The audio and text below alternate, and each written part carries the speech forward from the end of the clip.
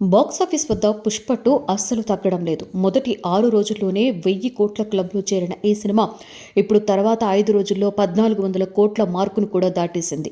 11 రోజుల్లోనే 1400 కోట్ల మార్కును దాటింది. వసూళ్లలో ఆల్ టైమ్ టాప్ ఇండియన్ సినిమాగా నిలవడం కోసం రేసును ప్రారంభించింది. 2000 కోట్లకు పైగా వసూలు చేసిన దంగల్ టాప్ ప్లేస్లో ఉంది. 1800 కోట్లకి పైగా వసూలు చేసిన బాహుబలి 2 రెండవ స్థానాన్ని దక్కించుకుంది.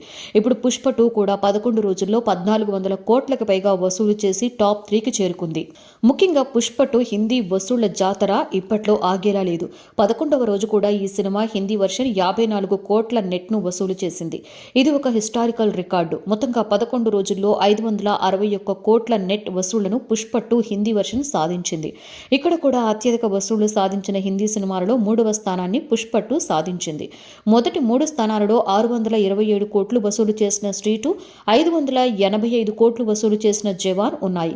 ఇంకో 3-4 రోజుల్లో ఈ రికార్డుని కూడా పుష్ప 2 దాటేసే అవకాశం ఉంది. సినిమా రన్ పీక్ లో ఉండగానే ఫీలింగ్స్ వీడియో సాంగ్ ని చిత్ర బృందం విడుదల చేసింది.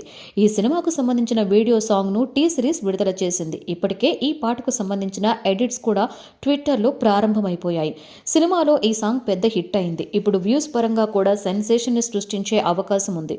పుష్ప 2 లాంటి పెద్ద హిట్ కొట్టిన తర్వాత ఎవరికైనా నెక్స్ట్ ఏంటి అనే ప్రశ్న తలెత్తడం సహజం. అల్లు అర్జున్ ఇప్పుడు త్రివిక్రమ్ శ్రీనివాస్ తో సినిమా చేయడానికి సిద్ధమవుతున్నారు. త్రివిక్రమ్ ఇప్పటి వరకు టచ్ అయినటువంటి జోనర్లో సినిమా చేస్తున్నట్లుగా నిర్మాత సూర్యదేవర నాగవంశీ ఇప్పటికే ప్రకటించారు.